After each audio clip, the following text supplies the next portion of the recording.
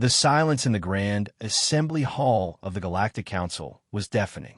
Where once the distinctive rumble of human voices had filled the air with their peculiar blend of logic and emotion, now only the crystalline chimes of the Veil Tar, the synthetic hums of the Mechanic Collective, and the melodic trills of the Songbird Federation remained. Ambassador Zexthara of the crystalline hegemony adjusted her translucent form, her internal light pulsing with what could only be described as confusion. The humans had been gone for exactly 73 standard galactic cycles, and already the carefully maintained order of the Council was showing cracks. "The motion before us," announced High Counselor Vrexdan, his 6 eyes focusing individually on different sections of the Assembly, "is the redistribution of former human territories in the Orion Arm. The Kethvar Empire has submitted a claim for immediate annexation of all human worlds."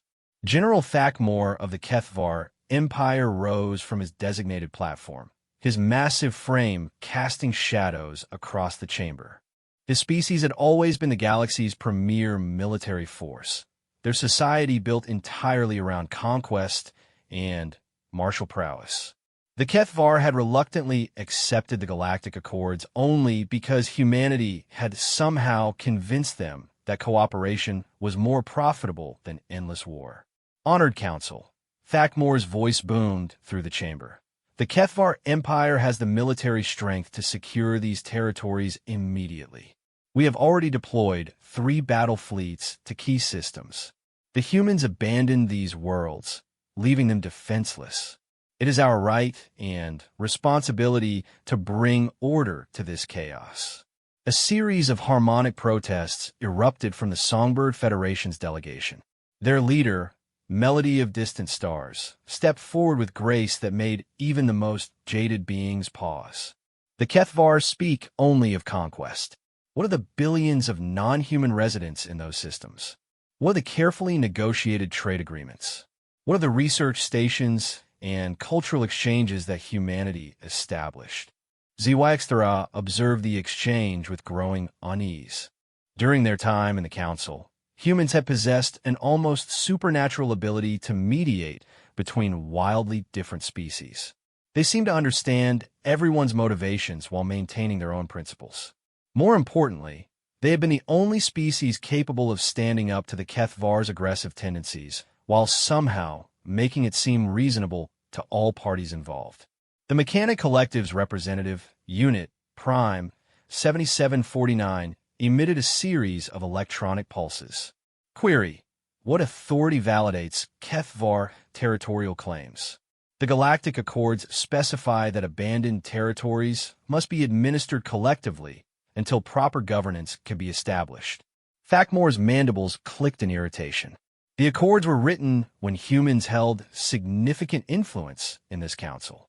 They are gone. Their voice is silent. Their vote is absent. Why should we be bound by agreements they helped create? The question hung in the air like a toxic gas. For 3,000 years, the Galactic Council had operated under a complex system of checks and balances. The humans, despite being one of the younger species to achieve interstellar travel, had quickly established themselves as master negotiators and mediators.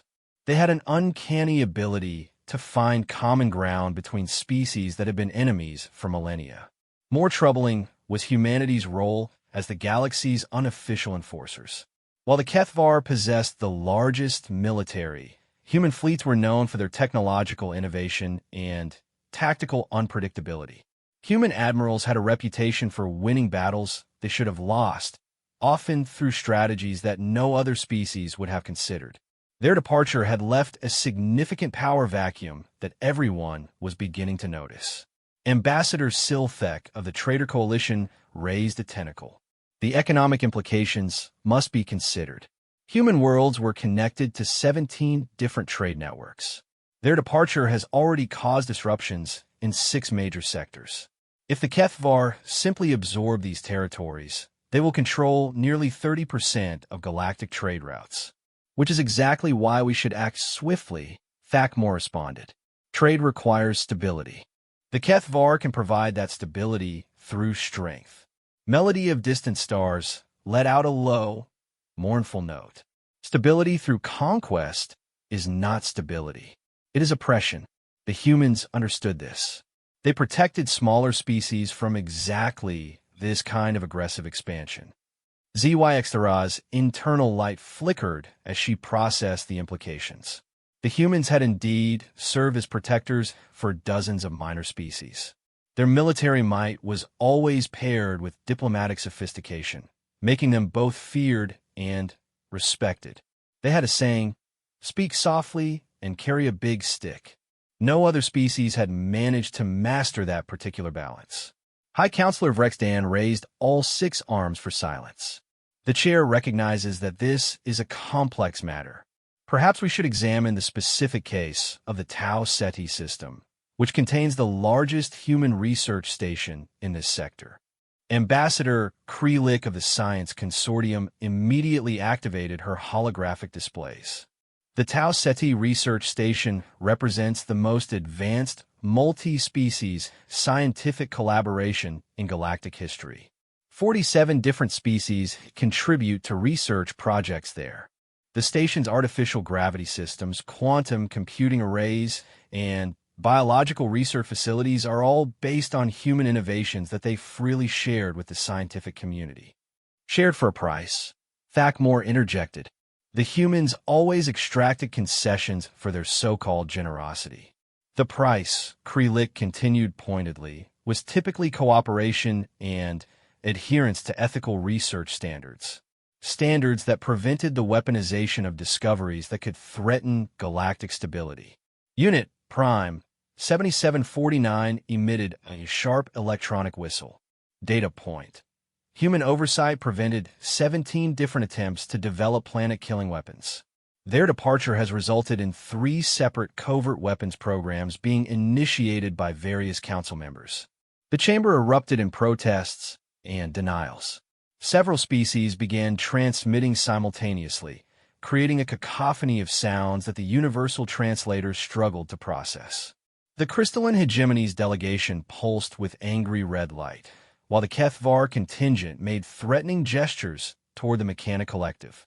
This was exactly what ZYXtra had feared. Without human mediation, the Council was reverting to the chaotic free-for-all that had characterized galactic politics before their arrival. Humans had possessed an almost mystical ability to calm tensions and guide discussions toward productive outcomes. Order, Vrexdan commanded, though his own voice carried less authority than it had when humans were present to support Council decisions. We will address weapon development concerns at a later session. The immediate matter is territorial administration. Ambassador Telmara of the Hive Collective had remained silent throughout the debate, but now her compound eyes focused on the assembly. The collective offers a different perspective. Humans did not simply abandon their territories. They evacuated them systematically over the course of 6 months. This was clearly a planned departure, not a hasty retreat. Perhaps we should consider why they chose to leave rather than arguing over the division of their former holdings. An uncomfortable silence settled over the chamber. The truth was that no one really understood why humanity had decided to withdraw from galactic civilization. They had been active participants in the Council for over 800 years. Their colonies were prosperous, their trade relationships were profitable, and their scientific contributions were valued throughout the galaxy. The departure had begun with a simple announcement. Humanity was withdrawing from the Galactic Council and would be returning to their home system of Sol. They would honor existing trade contracts until their completion, but would not be renewing them. They would evacuate their colonies and research stations in an orderly fashion, ensuring that any willing inhabitants could either accompany them or remain under the protection of other Council species. Most shocking of all, they had done exactly what they promised. No drama, no threats, no demands for compensation. They had simply packed up their civilization and left, taking their advanced technology, their diplomatic expertise, and their military might with them. Silthek waved several tentacles in agitation. The collective raises an important point. Human behavior patterns suggest they believed continued participation in galactic civilization was no longer beneficial. This implies they perceived threats or obstacles that they chose not to address through normal diplomatic channels. Or, Thakmor growled, they realized they could no longer maintain their position of influence and chose retreat over facing challenge to their authority. Zyxtera found this explanation unconvincing. In her experience, humans rarely back down from challenges. They had a psychological trait they called stubbornness that often led them to persist in impossible situations far longer than rational analysis would recommend. This same trait had made them formidable negotiators and terrifying enemies. Melody of Distant Stars produced a complex harmony that the translators rendered as deep contemplation. Perhaps more concerning is the reaction of species under human protection. The gentle folk of Kepler 442 have not communicated with the Council since human departure. The peaceful growers of the Hydra cluster have withdrawn all trade representatives. 12 minor species have declared their systems off-limits to all Council vessels. This was perhaps the most troubling development. Humanity had established protective relationships with dozens of species that lacked either the military capability or the diplomatic sophistication to defend themselves in galactic politics. These species had thrived under human protection, contributing their unique abilities to the broader galactic community while remaining free from exploitation. Their sudden silence suggested they no longer trusted the Council to respect their autonomy without human oversight. Unit Prime 7749 transmitted a data burst that appeared on everyone's displays. Statistical analysis indicates that Council decision-making efficiency has decreased by 47% since human departure. Consensus building time has increased by an average of 63%. 3 major trade disputes have escalated beyond mediation protocols.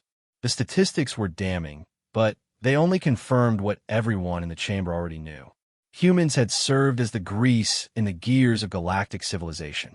They had possessed an almost supernatural ability to understand different species' motivations and find solutions that satisfied everyone's core needs while advancing the common good. Thakmor's patience was clearly wearing thin. We can debate human contributions until the heat death of the universe. The fact remains that they are gone, and their territories need governance. The Kethvar Empire is willing and able to provide that governance immediately. At what cost to the inhabitants? Demanded Krelik. The research station at Tau Ceti alone houses over 3 million beings from 47 different species. Kethvar military administration is not known for accommodating diverse populations. We will provide adequate protection and maintain essential services, Thakmor replied, though his tone suggested that adequate might be interpreted quite loosely. Zyxtera finally decided to speak. Honored Council, perhaps we are approaching this matter incorrectly. Rather than debating immediate territorial division, we should consider why the humans believe their departure was necessary. Understanding their motivations might help us address the underlying issues that prompted their withdrawal. Rexdan's 6 eyes focused on her with interest. The chair recognizes the wisdom in this approach. Does the crystalline hegemony have specific information regarding human motivations? Our diplomatic contacts with humanity were extensive, Zyxtera admitted. Human Ambassador Sarah Chen often spoke privately about her concerns regarding galactic civilization's trajectory. She believed that the Council was becoming increasingly dysfunctional and that several member species were preparing for eventual military confrontations. A ripple of unease passed through the chamber. Everyone knew there were tensions between various Council members, but they had assumed that the established diplomatic frameworks would prevent open warfare.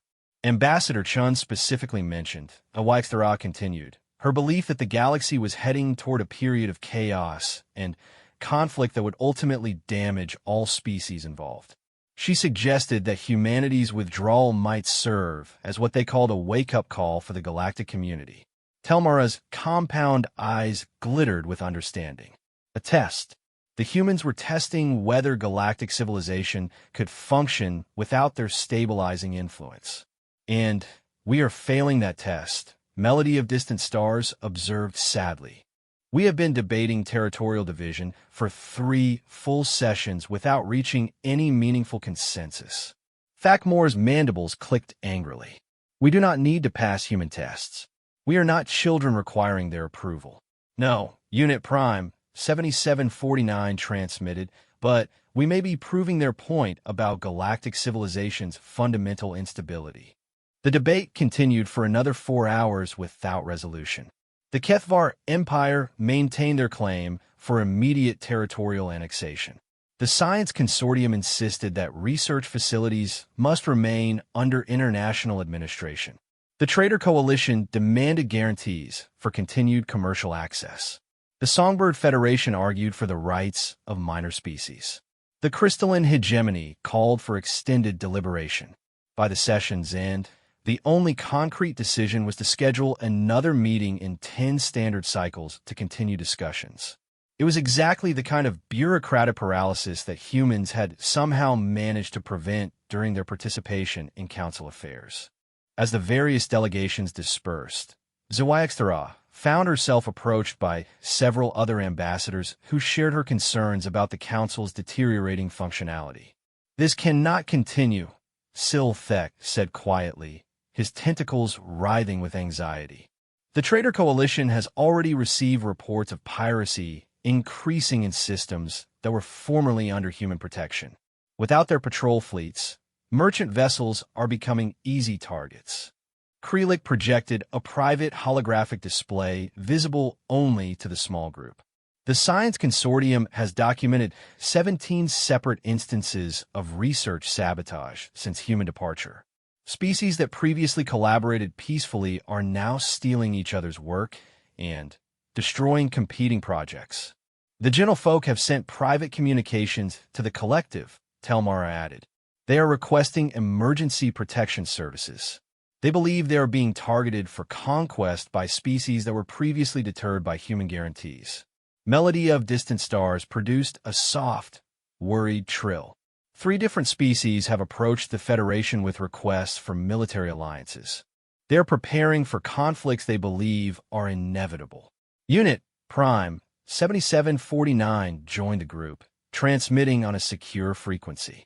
The Mechanic Collective has intercepted communications indicating that at least 6 council members are secretly negotiating bilateral military agreements outside of established protocols. The implications were clear.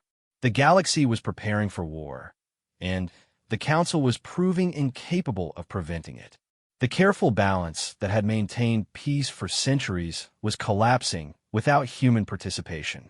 Perhaps, Zhuangxia suggested carefully, we should consider attempting to re-establish contact with humanity.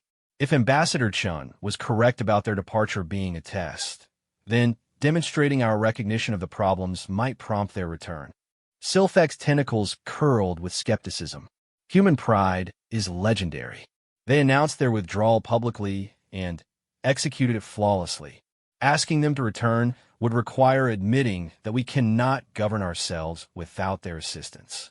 Which may be exactly what they intended, Telmara observed. Humans often employed what they called tough love in their diplomatic strategies. They would sometimes allow partners to experience the consequences of poor decisions rather than constantly intervening to prevent problems. Krelik's holographic displays flickered with data. According to our psychological profiles of human leadership, they value what they call teachable moments. They believe that some lessons can only be learned through direct experience of failure. The group exchanged glances, each recognizing the uncomfortable truth. Humanity might have departed specifically to force the galactic community to confront its own weaknesses and dependencies. The question, Melody of Distant Stars sang softly, is whether we are willing to admit our need for their return, or whether we will stubbornly attempt to prove our independence even as galactic civilization collapses around us. As they parted ways, each ambassador carried the same troubling thought. The humans had been gone for only 73 days, and the galaxy was already showing signs of impending chaos. If this trajectory continued, the next council session might be conducted between military fleets rather than diplomatic delegations. In the depths of space, automated monitoring stations continued their silent watch over the former human territories. These stations, left behind during the evacuation, transmitted regular reports to unknown destinations. Most council members assumed they were simply maintaining basic navigational and safety services. None of them realized that every argument, every threat, every sign of growing instability was being carefully recorded and analyzed by beings who had not truly departed. They had simply stepped back to observe whether their former partners could learn to function without constant supervision. The test had begun, and, so far, the galaxy was failing spectacularly. The emergency session of the Galactic Council convened exactly 27 standard cycles after the previous meeting, triggered by events that no one had anticipated in their worst projections. High Counselor Vrexdan's 6 eyes betrayed exhaustion as he surveyed the depleted assembly hall. 3 major species delegations were notably absent, and several others had replaced their ambassadors with military attaches. Ambassador Nextera arrived to find the chamber's atmosphere thick with tension and barely contained hostility. The elegant diplomatic protocols that had governed council sessions for millennia seemed to be dissolving before her eyes. Where once species had maintained respectful distances and formal seating arrangements, now various delegations had clustered into obvious military alliances, their body language screaming preparation for conflict. The Kethvar Empire had tripled their delegation size, with General Thakmor now flanked by 2 additional military commanders whose presence sent unmistakable messages about their intentions. Across the chamber, the Songbird Federation had positioned themselves alongside the Gentle Folks representatives, creating what appeared to be a defensive coalition of smaller species. The emergency session is called to order, Vrexdan announced, though his usual authority seemed diminished. We are here to address the crisis in the Vega sector, specifically the complete collapse of the Harmony Accords and the outbreak of open hostilities between council members. The weight of those words settled over the assembly like a death shroud. For the first time in over 800 years, council species were actively fighting each other. The carefully maintained peace that had allowed galactic civilization to flourish was fragmenting. Ambassador Krelik of the Science Consortium activated her holographic displays, showing tactical reports that painted a picture of systematic chaos. The situation began 14 cycles ago when the Kethvar Empire declared what they termed a protective occupation of the Tau Ceti research station. This action violated 17 different clauses of the Galactic Accords and prompted defensive responses from multiple species. General Thakmor rose with the confident bearing of a predator addressing prey. The Kethvar Empire acted to prevent the theft of critical research materials by terrorist elements.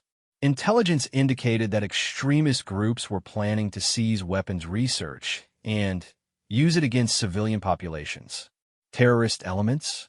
Melody of Distant Star's voice carried harmonics of outrage that needed no translation. You are referring to the legitimate research teams from the Peaceful Growers and the Crystal Architects. These species have never engaged in violent conflict in their entire recorded histories. Thakmor's mandibles clicked dismissively. Previous behavior does not guarantee future intentions. Without human oversight, many species have revealed their true aggressive nature. The accusation hung in the air like a toxic cloud. It was exactly the kind of paranoid reasoning that had historically led to galactic wars. During humanity's presence in the Council, such statements would have been immediately challenged and defused through careful mediation. Now, they were met with angry responses that only escalated tensions. Unit Prime 7749 of the Mechanic Collective transmitted a burst of electronic signals that appeared as scrolling data on every delegate's display. Analysis of Kethvar claims reveals zero factual basis. No weapons research was conducted at Tau Ceti Station. Primary projects included agricultural optimization, medical research, and theoretical physics studies. No materials present could be weaponized using any known technology. Your analysis, Thakmore responded coldly. Assumes that we share all our technological knowledge with artificial constructs created by lesser species. The insult was deliberate and devastating. The Mechanic Collective's origins as artificial intelligences created by biological species was a sensitive topic that humans had helped navigate through careful diplomatic protocols. Without those protocols, old prejudices were surfacing with dangerous speed. Several delegates from the collective began emitting angry electronic noise, while their allies in the assembly shifted into defensive postures. The chamber's temperature seemed to drop as species that had cooperated for centuries prepared for confrontation. Zyxtera observed the deteriorating situation with growing alarm. She had experienced enough diplomatic crises to recognize when discussions were moving beyond salvage toward open conflict. The absence of human mediators was creating a cascade of failures that threatened the very foundation of galactic civilization. Ambassador Silthek of the Traitor Coalition raised multiple tentacles for attention. Honored Council, perhaps we should focus on the economic implications of these hostilities. The seizure of Tau Ceti Station has disrupted trade networks affecting 47 different systems. 3 major commercial agreements have already been suspended, and shipping routes are being abandoned due to security concerns. Economic considerations, Telmara of the Hive Collective interjected with unusual sharpness, become irrelevant when member species are actively threatening each other with military force. The collective has received intelligence that at least 6 different species are mobilizing war fleets. A shocked silence greeted this revelation. War fleets had not been assembled for aggressive purposes since before the formation of the modern council. The military vessels maintained by various species were typically used for defense against external threats or natural disasters, not for conflicts between civilized worlds. Thakmore's response confirmed everyone's worst fears. The Kethvar Empire has indeed mobilized additional fleet assets. This is a defensive measure prompted by the hostile reactions to our legitimate security operations. Defensive? Krelik's holographic displays shifted to show tactical analyses that painted a very different picture.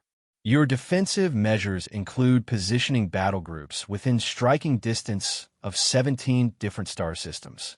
These deployments follow classic invasion patterns that the Science Consortium recognizes from historical warfare studies. The accusations and counter-accusations continued for over an hour, with each species presenting evidence of threatening behavior by their neighbors. The picture that emerged was terrifying. The galaxy was preparing for the largest military conflict in recorded history. What made the situation even more troubling was the speed with which it had developed. The first incident at Tau Ceti had occurred only 14 cycles ago, but already the crisis had spread to encompass nearly every major trade route and research facility in the galaxy. Without human diplomatic intervention, small problems were escalating into existential threats at unprecedented pace. Melody of Distant Stars produced a complex harmony that the universal translators struggled to render accurately. Honored Council, we must acknowledge that our current trajectory leads inevitably to catastrophic war. Each species is responding to perceived threats by creating actual threats, which in turn justifies more aggressive responses. This cycle will continue until someone fires the first shot, and then we will face the collapse of everything our ancestors built. Her words carried the weight of truth that no one wanted to acknowledge. The galaxy was trapped in a classic security dilemma. Each species' efforts to ensure its own safety were making everyone else feel less secure, leading to an arms race that could only end in disaster. Rexdan raised all 6 arms in a gesture that traditionally called for silence and reflection. The chair recognizes the gravity of our situation. Perhaps we should consider extraordinary measures to address this crisis before it escalates beyond our ability to control. What extraordinary measures? Tokmur demanded. The Kethvar Empire will not submit to restrictions on our legitimate security operations. If other species choose to interpret defensive preparations as aggressive threats, that is their failing, not ours. Unit Prime 7749 emitted a sharp electronic whistle. Proposal: temporary suspension of all military movements pending mediation by neutral parties. The Mechanic Collective volunteers to serve as mediators given our lack of territorial ambitions or biological emotional responses. The suggestion was met with derisive laughter from several delegations. The idea of artificial intelligences mediating disputes between biological species struck many as absurd, despite the collective's proven analytical capabilities. The crystalline hegemony, HFY announced carefully, would like to propose a different approach to this crisis. She paused, knowing that her next words would either help save galactic civilization or accelerate its destruction. We believe it is time to formally request the return of humanity to the Galactic Council. The chamber erupted in protests, accusations, and expressions of outrage. Several species began transmitting simultaneously, creating a cacophony that threatened to overwhelm the universal translation systems. The Kethvar delegation made threatening gestures, while others accused the crystalline hegemony of weakness and betrayal. Through the chaos, HFY waited for the noise to subside before continuing. The evidence is undeniable. Our civilization is collapsing without human participation. They possess diplomatic and military capabilities that we clearly cannot replace. Pride may prevent us from admitting our dependence, but reality will not be denied. Silthek's tentacles writhed with agitation. The humans made their choice to abandon galactic civilization. We cannot go begging for their return like primitive creatures unable to govern themselves. Can we govern ourselves? Telmara asked pointedly. Because the evidence suggests otherwise. In less than 100 cycles since their departure, we have managed to create the conditions for galactic war. Melody of Distant Stars sang a mournful harmony. Perhaps this is exactly what the humans intended. Perhaps they knew that we would prove incapable of maintaining peace without their constant intervention. The suggestion that humanity had orchestrated the current crisis was both insulting and terrifying. It implied a level of psychological manipulation and strategic thinking that most species found disturbing to contemplate. Krelik activated new holographic displays showing communication intercepts and data analyses. The Science Consortium has been monitoring the automated stations that humanity left in their former territories. These stations have continued transmitting regular reports, despite the absence of any known recipients. A chill settled over the chamber as the implications became clear. The humans had not truly departed. They were watching. Every argument, every threat, every sign of growing instability was being recorded and analyzed by the species that had supposedly abandoned galactic civilization. You mean, Thakmor said slowly, that everything we have said and done since their departure has been observed by human intelligence services? It would appear so, Krelik confirmed. The monitoring stations are equipped with advanced sensor arrays capable of intercepting communications across multiple subspace frequencies. If the humans wished to observe our response to their absence, they would have comprehensive data on our every action. The revelation transformed the crisis from a diplomatic failure into a psychological experiment. Humanity had not abandoned the galaxy.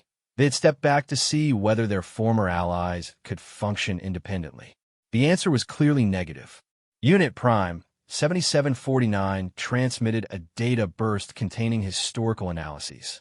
Review of human diplomatic strategies reveals consistent patterns of what they termed constructive withdrawal.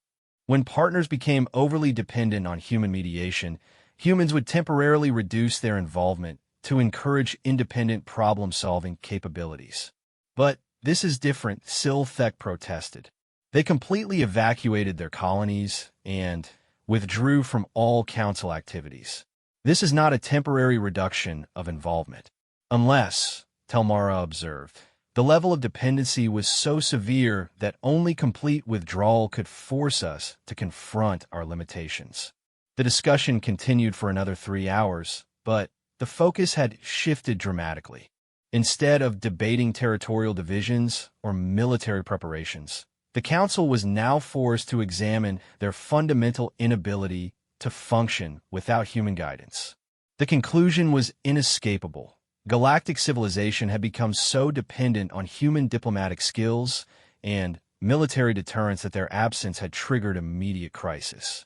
Every species had grown accustomed to human mediation, resolving disputes before they escalated to dangerous levels. Without that safety net, minor disagreements were spinning out of control with frightening speed. As the session concluded without any concrete resolutions, the various delegations departed with a shared understanding that their next meeting might well be conducted between battle fleets rather than diplomatic missions. The galaxy stood on the brink of catastrophic war, and the only force capable of preventing it had withdrawn to observe whether their former partners had learned anything from centuries of cooperation. In the monitoring stations scattered throughout former human space, automated systems continued their silent vigil. Every communication, every threat, every sign of impending warfare was recorded and transmitted to destinations unknown. Somewhere beyond the edge of known space, humanity watched and waited to see whether the galaxy they had helped build could survive without constant supervision. The answer was becoming clearer with each passing cycle. Without human involvement, galactic civilization was not just failing. It was collapsing toward inevitable war at a speed that surprised even the most pessimistic observers. The test was proving more revealing than its creators had probably intended, demonstrating just how fragile the foundations of interstellar cooperation really were. As military fleets continued to mobilize and diplomatic relations deteriorated beyond repair, only one question remained. Would humanity intervene before their former allies destroyed everything they had worked together to create, or would they allow galactic civilization to collapse as the ultimate lesson in the consequences of dependency and the value of the stabilizing influence they had provided for so many centuries? The galaxy was about to discover the answer, and the cost of that education might be measured in the destruction of civilizations that had thrived for thousands of years under human protection. The first shots of the Galactic War were fired not by massive battle fleets, but by a single mining vessel that refused to submit to what its crew considered an illegal boarding operation. The small craft belonged to the gentle folk of Kepler 442, a species known throughout the galaxy for their peaceful nature and advanced agricultural techniques. When a Kethvar patrol demanded to inspect their cargo holds for contraband weapons, the miners activated their emergency beacon and attempted to flee. The Kethvar destroyer that vaporized a mining ship with a single plasma burst had probably intended it as a warning shot. Instead, it became the spark that ignited a conflict 800 years in the making. Ambassador Zagthral learned of the incident while reviewing intelligence reports in her private chambers aboard the crystalline hegemony's diplomatic vessel. The cold, hard data on her holographic displays told a story of escalating madness that would have been unthinkable during humanity's presence in galactic affairs. Within 6 standard hours of the mining ship's destruction, the Songbird Federation had declared a state of war against the Kethvar Empire. Within 12 hours, their allies in the peaceful coalition had begun mobilizing defense fleets. Within 24 hours, 3 different military engagements were raging across 2 star systems, and the conflagration was spreading faster than anyone could contain. The Galactic Council's emergency session convened aboard a neutral space station at the edge of explored space, far from any contested territories. Even this precaution proved inadequate, as several species refused to attend, claiming they could not guarantee the safety of their delegations in the current climate of suspicion and paranoia. High Counselor Vrexdan looked as though he had aged decades in the few cycles since the crisis began. His 6 eyes, normally focused and alert, now darted nervously between the significantly reduced number of delegates present. The Grand Chamber that once hosted hundreds of representatives from across the galaxy now felt hollow and empty. Honored delegates, Vrexdan began, his voice carrying a tremor that would have been unthinkable in previous sessions. We are gathered to address the cessation of hostilities and the prevention of further escalation in what historians will surely record as the darkest period in galactic civilization's history. General Thakmor stood with the bearing of a military commander who had already won his war, despite the fact that actual victory was far from certain. The Kethvar Empire regrets the unfortunate incident that triggered these hostilities. However, we cannot accept responsibility for the aggressive overreactions of species that chose to interpret legitimate security operations as acts of war. The general's casual dismissal of the destruction of an unarmed civilian vessel as an unfortunate incident sent ripples of shock and anger through the assembled delegates. During humanity's tenure on the Council, such callous disregard for civilian casualties would have been met with immediate and unified condemnation. Now, it was simply another data point in the galaxy's descent into barbarism. Ambassador Krelik of the Science Consortium projected holographic displays showing the expanding scope of the conflict. Current data indicates active hostilities in 47 star systems. 3 major shipping routes have been completely abandoned. 6 research stations have been evacuated due to proximity to combat zones. The economic damage already exceeds the total cost of the last century's natural disaster relief efforts. The numbers were staggering, but they failed to capture the human cost of the conflict. Millions of beings from dozens of species were fleeing their homes as the war expanded. Trade networks that had operated for centuries were collapsing overnight. Scientific collaborations that had advanced knowledge for all species were being abandoned as researchers fled to safety. Melody of distant stars sang a harmony so mournful that even species without musical traditions found themselves affected by its emotional resonance. The Songbird Federation has documented the complete evacuation of the Tau Ceti research station. 47 species collaborated there for over 300 years. The knowledge being lost as researchers abandon their work cannot be quantified. Unit Prime 7749 transmitted data bursts that painted an even grimmer picture. Analysis indicates that current conflict trajectories will result in the destruction of galactic civilization within 1 standard year.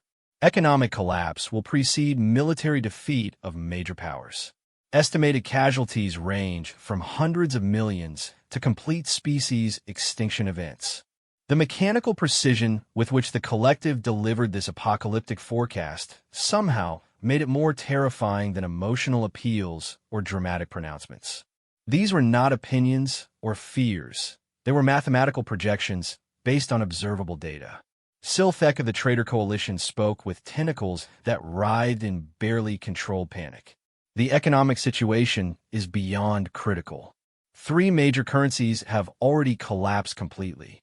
Trade agreements that have governed commerce for centuries are being abandoned daily. Merchant vessels are afraid to leave their home systems. Telmura of the Hive Collective added her own grim observations. The collective has received refugee requests from 37 different species. Our worlds are overwhelmed by beings fleeing combat zones. We lack the resources to provide adequate support for such massive population movements. The litany of failures continued for over an hour, with each delegate contributing new evidence of galactic civilization's collapse. What had begun as a territorial dispute over former human colonies had metastasized into the complete breakdown of the systems that had maintained peace and prosperity for nearly a millennium. Zoaxtharoff finally rose to address the assembly, her crystalline form pulsing with light patterns that conveyed deep concern. Honored Council, we must face the uncomfortable truth that our civilization cannot function without human participation. Every diplomatic protocol we use, every conflict resolution mechanism we employ, every trade agreement we negotiate, all of these were either created or refined through human expertise. An uncomfortable silence settled over the chamber as delegates contemplated this admission. The crystalline hegemony had been among the most vocal critics of human influence in galactic affairs, often arguing that other species should play larger roles in council decisions. Now, Their representative was advocating for humanity's return. The hegemony proposes, Zawaxtara continued, that we formally request human intervention to restore peace and stability to the galaxy. We must swallow our pride and admit our dependence on their diplomatic and military capabilities. Thakmor's mandibles clicked with derision. The Kethvar Empire will never bow before human arrogance. We are perfectly capable of establishing our own order in the galaxy without their interference. Your order has already resulted in the deaths of millions of innocent beings. Melody of Distant Stars replied with harmonics that conveyed barely contained rage. The mining ship you destroyed contained 12 civilian workers who had never harmed anyone in their entire lives. Their only crime was being in the wrong place when your paranoia overcame your judgment. The accusation hung in the air like a death sentence. The casual destruction of civilian vessels was a line that had not been crossed in galactic warfare for over 1,000 years. It represented a return to the barbarism that had characterized pre-council conflicts, when entire species had been driven to extinction by military campaigns that recognized no distinction between combatants and civilians. Unit Prime 7749 transmitted a new data burst that appeared on every delegate's display. Update: 3 additional civilian vessels have been destroyed in the past 18 hours.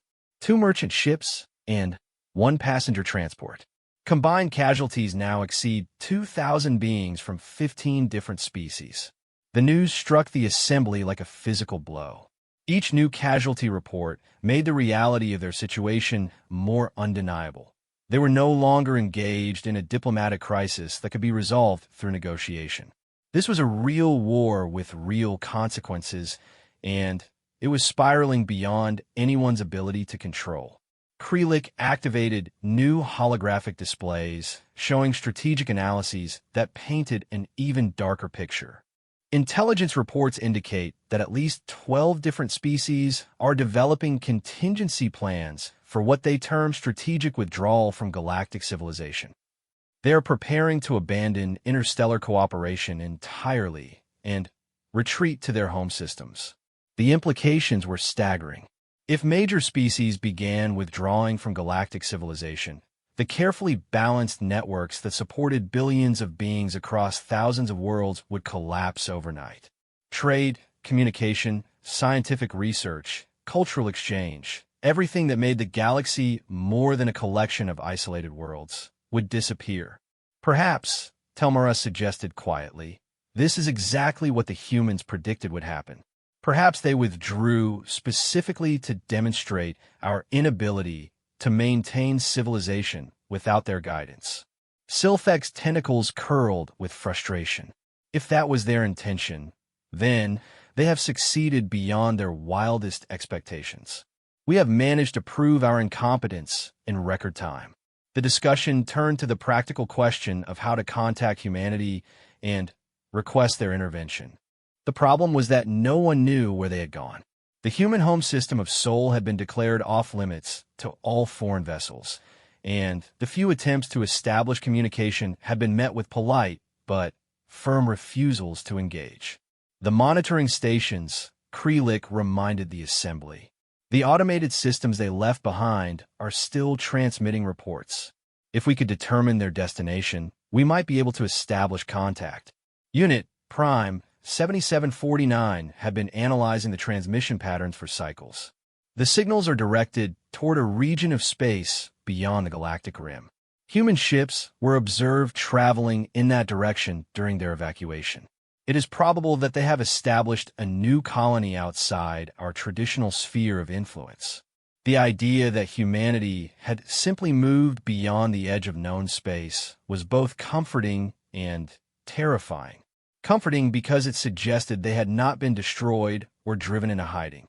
Terrifying because it implied they had found the galaxy so irredeemably flawed that they had chosen complete exile over continued participation.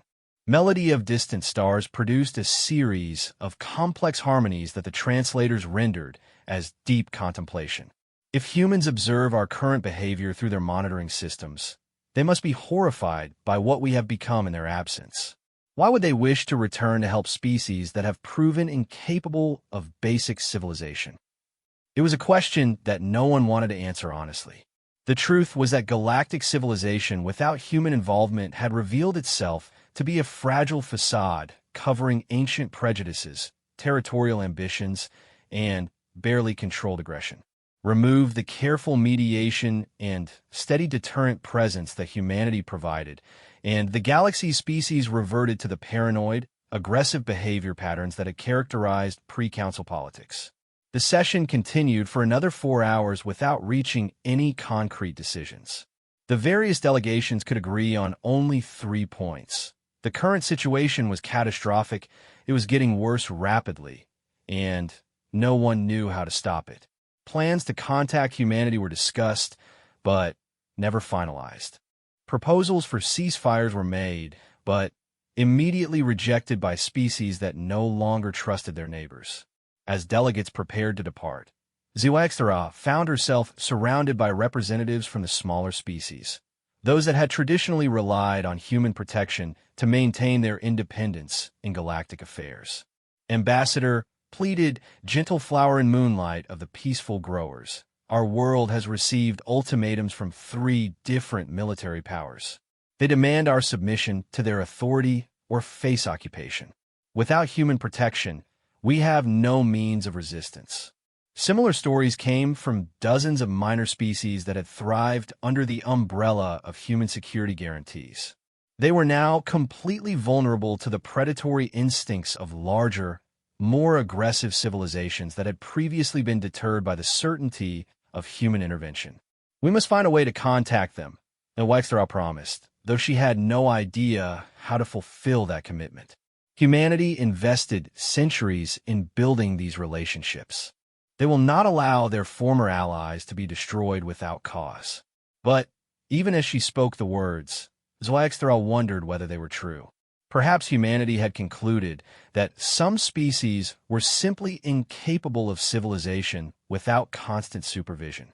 Perhaps they had decided that the galaxy needed to learn its lessons through direct experience of the consequences of their departure. As the delegates dispersed to return to their home systems, most expected it would be their final council session. The next time representatives of these species met, it would likely be to negotiate surrender terms or discuss the division of conquered territories. In the depths of space, the automated monitoring stations continued their vigilant watch. Every communication, every threat, every death was recorded and transmitted beyond the galactic rim to observers who had once called these warring species their friends and allies. The galaxy was learning what life without human guidance looked like, and the lesson was written in the blood of innocent civilians and the collapse of civilizations that had flourished for over 1,000 years. Whether humanity would choose to intervene before the education was complete remained the greatest unknown in a situation filled with terrifying uncertainties. The war was spreading, civilization was collapsing, and the species that had once proudly declared their independence from human influence were discovering the true cost of that freedom. The test that humanity had imposed, whether deliberately or accidentally, was proving more devastating than anyone could have imagined. The galaxy was failing, and time was running out to find a solution before the collapse became irreversible. The message arrived during what historians would later call the darkest hour, when galactic civilization had collapsed so completely that most observers believed recovery was impossible. It came not through official diplomatic channels, which had long since ceased functioning, but through the same automated monitoring stations that had been silently observing the galaxy's descent into chaos. Ambassador Zhuangzi was aboard an emergency refugee transport, fleeing the destruction of the crystalline hegemony's capital world, when her personal communication device received the signal. The message was simple, formal, and more welcome than any word she had ever heard. The United Systems of Humanity extends an invitation to representatives of all Galactic Council species for immediate peace negotiations. Neutral territory has been designated at coordinates transmitted separately. Safe passage guaranteed under human protection. Human Diplomatic Corps stands ready to mediate cessation of hostilities and reconstruction of galactic civilization. Respond within 72 standard hours if assistance is desired. The transmission was signed by Sarah Chun, former human ambassador to the Galactic Council, now apparently serving as humanity's Secretary of Interstellar Affairs. Zeusra's crystalline form pulsed with emotions that would have been visible to any human observer. Relief, gratitude, hope, and a deep shame at how thoroughly her species and their allies had failed without human guidance. The message represented the first genuine hope for survival that she had experienced in over 200 cycles.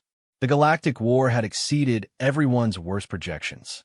What had begun as a territorial dispute over former human colonies had metastasized into a complete breakdown of interstellar civilization. Entire species had withdrawn from galactic society, retreating to their home systems and severing all contact with former allies. Others had been conquered outright or driven to extinction. The gentle folk of Kepler, 442, had been the first to fall, overwhelmed by Kethvar occupation forces who showed no interest in preserving their unique agricultural knowledge or peaceful culture. The peaceful growers had suffered a similar fate, their worlds strip-mined for resources to fuel various war machines. Dozens of minor species had simply vanished from galactic civilization, their ultimate fate unknown but assumed to be catastrophic. Even major powers had suffered devastating losses. The Kethvar Empire, despite their early military successes, had overextended themselves fighting on multiple fronts and were now facing rebellion on several occupied worlds. The Songbird Federation had lost nearly half their territory to various aggressive neighbors. The Science Consortium's research facilities have been systematically targeted and destroyed by species who viewed scientific advancement as a potential threat. The Trader Coalition had collapsed entirely when interstellar commerce became impossible due to the widespread warfare. The Mechanic Collective had been forced to abandon most of their industrial centers and retreat to heavily defended core worlds. The crystalline hegemony's once vast territory had been reduced to a handful of refugee convoys fleeing from system to system. It was a complete civilizational collapse that had occurred with shocking speed. In less than 400 cycles since humanity's departure, a galaxy that had enjoyed nearly a millennium of peace and prosperity had degenerated into a primitive wasteland of petty warlords fighting over the ruins of former greatness. The invitation to peace negotiations was transmitted simultaneously to every surviving government, military organization, and refugee group in the galaxy. Within hours, responses began flowing back toward the designated coordinates. Every single recipient accepted the invitation immediately, regardless of their previous positions on human involvement in galactic affairs. The meeting place was a massive space station that had not existed during humanity's previous presence in the galaxy. Analysis of its construction indicated technology significantly more advanced than anything previously demonstrated by human civilization. The station was positioned in neutral space far from any contested territory, surrounded by a fleet of human vessels whose designs were completely unfamiliar to galactic observers. Ambassador Nextera arrived aboard one of dozens of refugee transports that had been granted safe passage to the negotiations.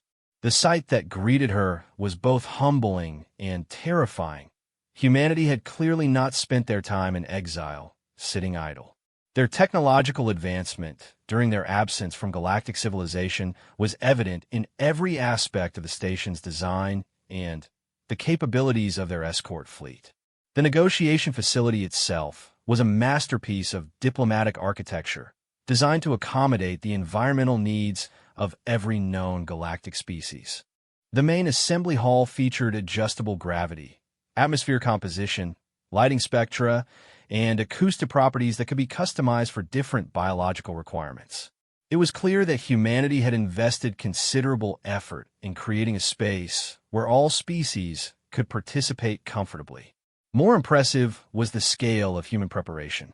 The station contained not just negotiation facilities, but Also medical facilities, temporary housing for thousands of delegates, communication systems connecting to every corner of the galaxy, and analysis centers capable of processing massive amounts of data about the current crisis.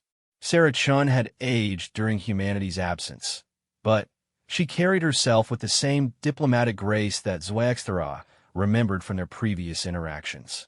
Behind her stood a team of human negotiators, military advisors, and technical specialists who radiated competence and confidence that had been sorely missing from galactic affairs for cycles. Honored delegates.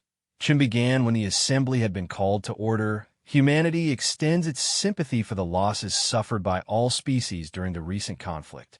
We gather here not to assign blame or demand restitution, but to end the fighting and begin the process of rebuilding galactic civilization. The opening statement was classic human diplomacy, acknowledging the pain while focusing on practical solutions rather than emotional recriminations. It was exactly the kind of measured, forward-looking approach that had characterized human participation in the original Galactic Council. General Thakmore, representing what remained of the Kethvar Empire, stood with significantly less confidence than he had displayed during previous council sessions. The Kethvar Empire welcomes human mediation of this conflict. We are prepared to discuss reasonable terms for ending hostilities. The general's willingness to accept human authority would have been unthinkable during their previous interactions. It represented a complete reversal of Kethvar policy and demonstrated just how thoroughly their military ambitions had been frustrated by the realities of galactic warfare. Chun activated a holographic display that showed the current state of galactic civilization in devastating detail. Red indicators marked systems experiencing active warfare. Yellow showed regions that had withdrawn from interstellar civilization.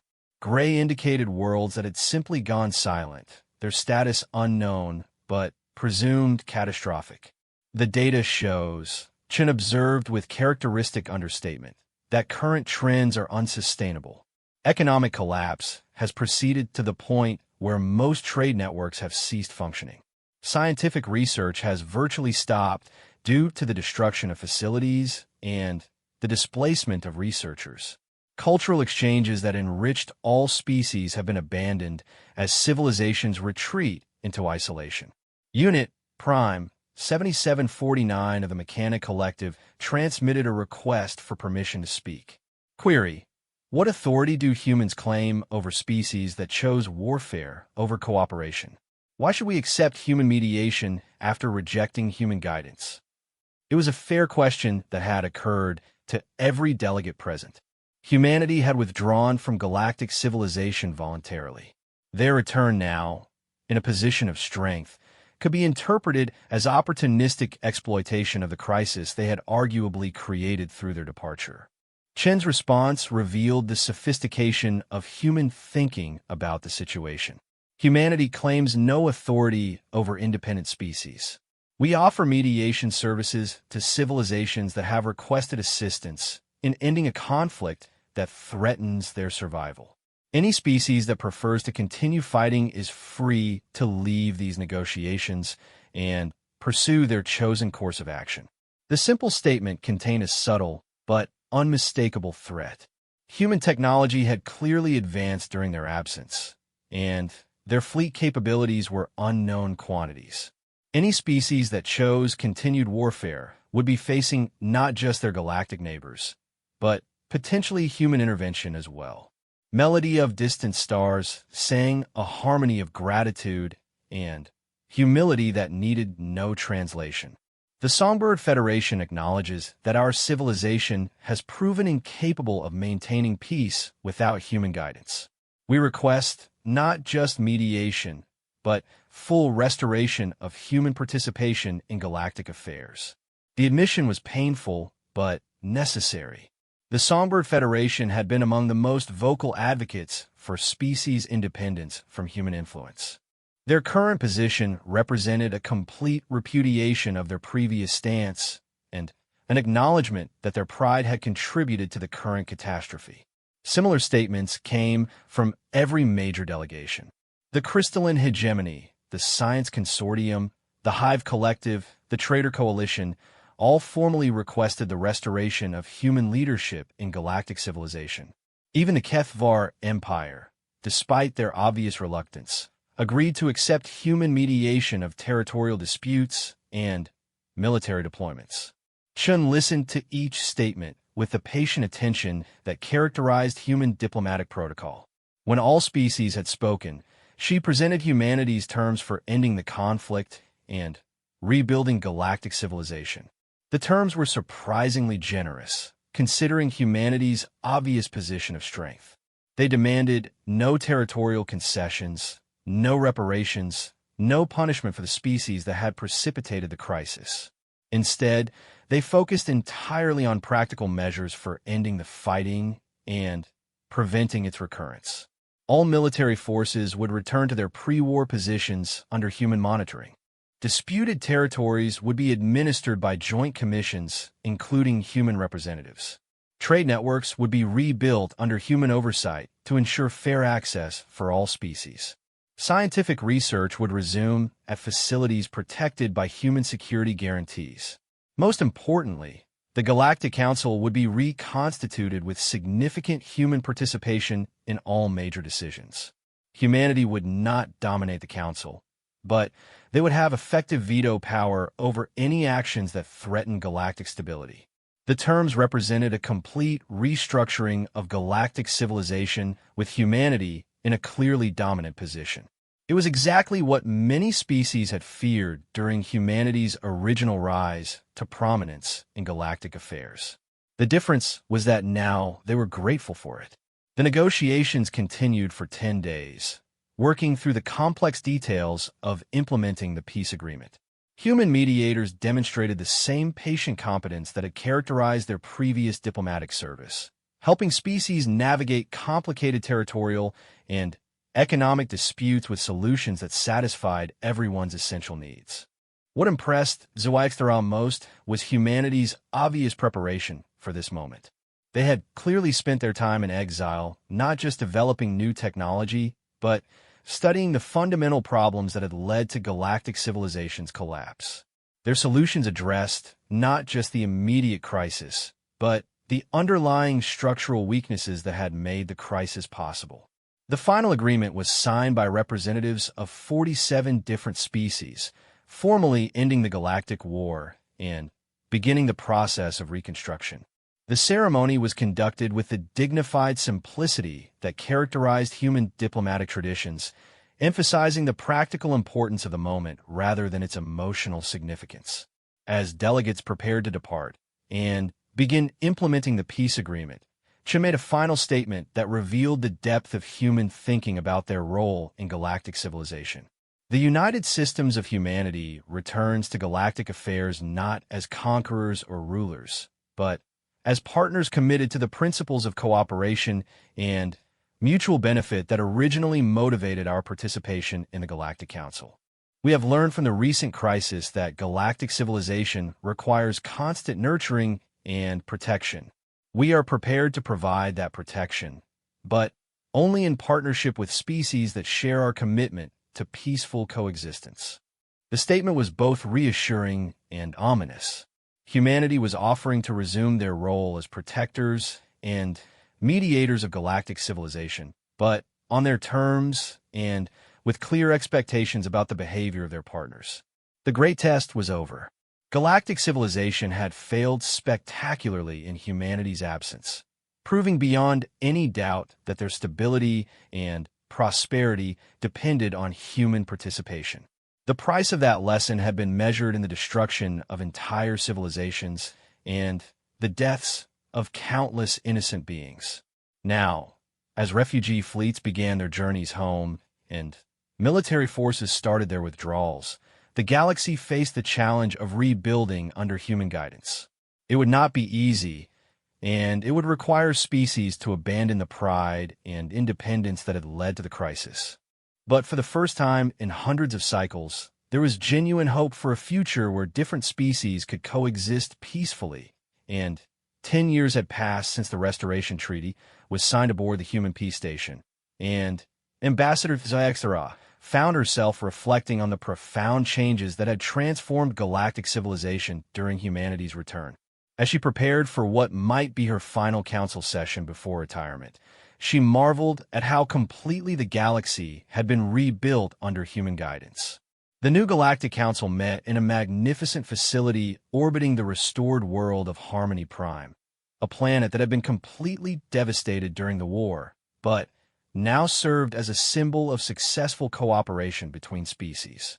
The station itself was a joint construction project involving 37 different civilizations, but its design bore the unmistakable hallmarks of human engineering. Functional elegance that accommodated the needs of all species while maintaining perfect structural integrity. The council chamber was filled to capacity for the first time in over a decade, with representatives from 83 different species present for what historians were calling the most important session since the end of the war. The agenda contained a single item that had been requested by humanity itself: a formal evaluation of galactic civilization's readiness for graduated independence. Secretary Sarah Chun, now bearing the title of Human Director of Galactic Affairs, stood at the central podium with the same dignified bearing that had characterized her service throughout the Reconstruction period. Behind her sat a panel of human administrators who had overseen various aspects of the rebuilding process: economic recovery, scientific advancement, diplomatic mediation, and security coordination. Honored delegates, Chun began, we gather today to assess the progress made during the past decade of Reconstruction and to consider whether galactic civilization has developed sufficient stability to operate with reduced human oversight. The words sent a ripple of anxiety through the assembly. Most species had grown comfortable with the security and prosperity that human guidance provided. The idea of reduced human involvement triggered uncomfortable memories of the chaos that had followed their previous departure. Ambassador Krelik of the Science Consortium activated holographic displays showing statistical analyses of galactic civilization's recovery. The data indicates remarkable progress across all measure categories. Economic productivity has exceeded pre-war levels by 37%. Scientific research output has increased by 62%. Diplomatic disputes have been resolved through mediation in 96% of cases, compared to 43% during the pre-war period. The numbers were indeed impressive, but they raise an important question: how much of this success was due to human oversight, and how much represented genuine development of independent capabilities by other species? Unit Prime 7749 of the Mechanic Collective transmitted data bursts that appeared on every delegate's display. Analysis indicates that human involvement in daily governance has decreased by 47% over the past 5 years. This reduction has not corresponded with increased instability or conflict. Species demonstrate improved capacity for independent problem solving. General Thakmore, representing the reformed Kethvar Confederation, stood with a bearing that reflected his species' complete transformation during the Reconstruction period. The Kethvar formally acknowledged that our previous aggressive policies were based on fundamental misunderstandings about the nature of security and prosperity. Human guidance has taught us that true strength comes from cooperation rather than conquest. The statement represented a remarkable evolution for a species that had historically viewed military dominance as the only meaningful form of power. The Kethvar's transformation from an aggressive empire into a peaceful confederation had been one of humanity's most impressive diplomatic achievements. Melody of Distant Stars sang harmonies of gratitude that filled the chamber with emotional resonance. The Songbird Federation wishes to express our profound appreciation for human patience during our learning process. We have developed diplomatic capabilities that we did not possess during our previous independence. We believe we are prepared to handle greater responsibility for galactic affairs. Similar statements came from delegation after delegation. The crystalline hegemony had restructured their entire decision-making process to emphasize consensus building over unilateral action. The Trader Coalition had developed ethical business practices that prioritized long-term stability over short-term profit. The peaceful growers had established security protocols that allowed them to defend their autonomy without compromising their commitment to nonviolence. Most remarkably, dozens of minor species had developed the diplomatic and organizational skills necessary to participate meaningfully in galactic governance. During humanity's previous tenure on the Council, many smaller civilizations have been largely passive participants, dependent on human protection and advocacy. Now, they demonstrated independent capabilities while maintaining cooperative relationships with their neighbors. Chen listened to each statement with the careful attention that characterized human diplomatic protocols. When all species had spoken, she presented humanity's assessment of galactic civilization's current status. The evidence indicates, Chen observed, that the galactic community has developed significantly greater capacity for independent governance than existed prior to the crisis. Species have learned to mediate disputes, coordinate economic policies, and address security concerns through cooperative mechanisms rather than unilateral action. The assessment was cautiously optimistic, but it contained implicit warnings about the challenges that remained. Galactic civilization had indeed made remarkable progress, but much of that progress was still dependent on human oversight and intervention when problems exceeded local capabilities. Ambassador Silthek of the Traitor Coalition raised several tentacles for attention. The coalition acknowledges the progress that has been made, but we must also recognize our continued dependence on human expertise in crisis management. While routine governance has improved significantly, we have not yet faced a major crisis without human guidance. The observation was accurate and troubling. The past decade had been remarkably peaceful, but that peace had been maintained under the umbrella of human protection and mediation. No one knew how the rebuilt galactic civilization would respond to the kind of serious challenges that inevitably arose in complex societies. Telmara of the Hive Collective added her own concerns. The collective has observed that several species still rely heavily on human advisors for policy development. While decision-making has become more independent, the ideas and strategies being implemented often originate with human consultants. The comment highlighted one of the more subtle aspects of galactic civilization's continued dependence on humanity. While species had developed better processes for making decisions, they were still heavily influenced by human thinking about policy and strategy. Chun activated her own holographic displays, showing analyses that revealed both the progress made and the challenges that remained. Human assessment indicates that galactic civilization has achieved sufficient stability to warrant a trial period of graduated independence. We propose a 5-year transition period during which human involvement will be gradually reduced while monitoring systems track stability indicators. The proposal represented exactly what most species had both hoped for and feared. Humanity was offering them the independence they had once claimed to desire, but under controlled conditions that would allow intervention if problems developed. The transition plan was comprehensive and carefully structured.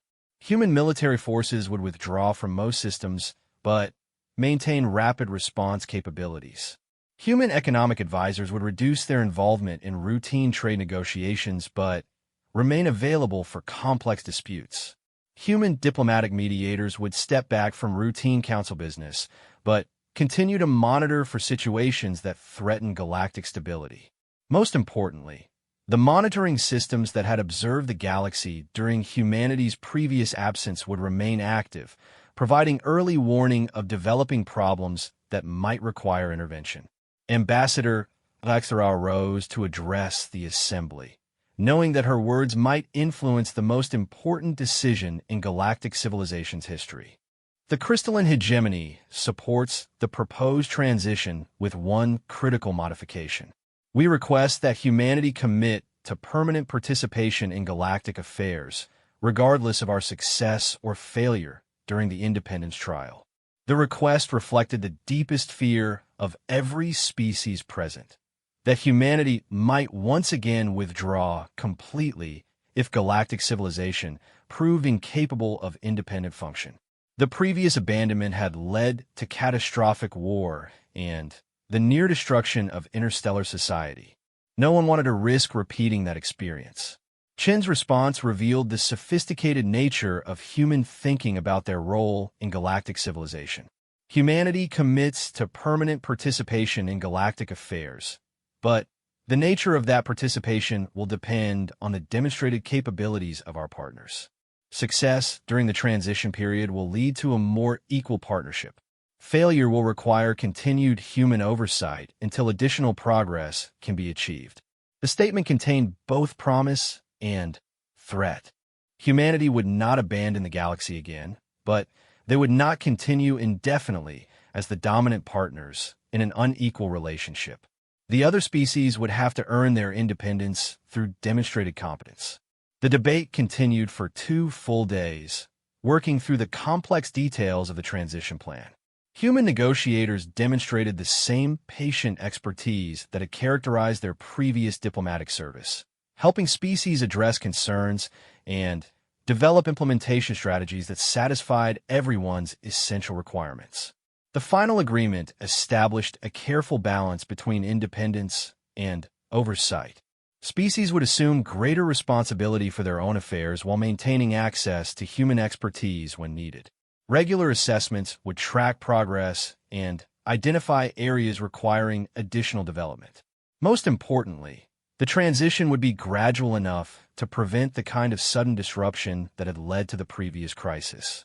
As the historic session concluded, delegates departed with mixed emotions.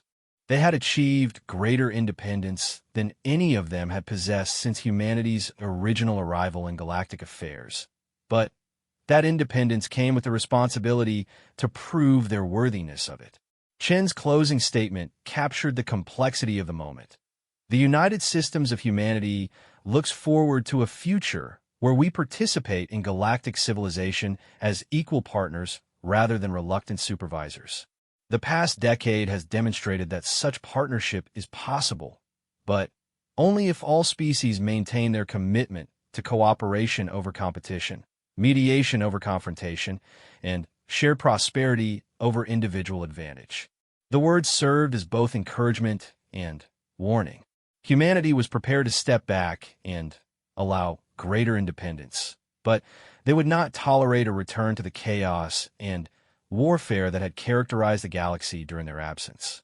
As Zagthara prepared to depart for her home world and retirement from diplomatic service, she reflected on the remarkable journey that galactic civilization had taken during her career. She had witnessed humanity's rise to prominence, their shocking departure, the catastrophic war that followed, and their triumphant return as saviors of a collapsed civilization. Most importantly, she had learned the true value of the stabilizing influence that humanity provided. Their departure had not been cruel abandonment. It had been a necessary lesson in the costs of independence without responsibility, of pride without competence, of freedom without wisdom. The galaxy had learned that lesson well. Whether they had learned it well enough to maintain their hard-won stability remained to be seen, but for the first time since humanity's original arrival, there was genuine hope that galactic civilization might eventually develop into the equal partnership that both humans and their alien allies truly desired. The test would continue, but this time with better preparation, clearer understanding, and the safety net of human commitment to permanent involvement. The galaxy had grown up, though it remained to be seen whether that growth was sufficient for the challenges that lay ahead. In monitoring stations throughout known space, automated systems continued their vigilant watch, ready to alert human observers if intervention became necessary. But for the first time in decades, those systems were monitoring a galaxy that showed genuine signs of maturity, cooperation, and hope for a stable future. The greatest experiment in interstellar civilization was entering a new phase, and all participants faced the future with cautious optimism tempered by hard-learned wisdom about the costs of failure.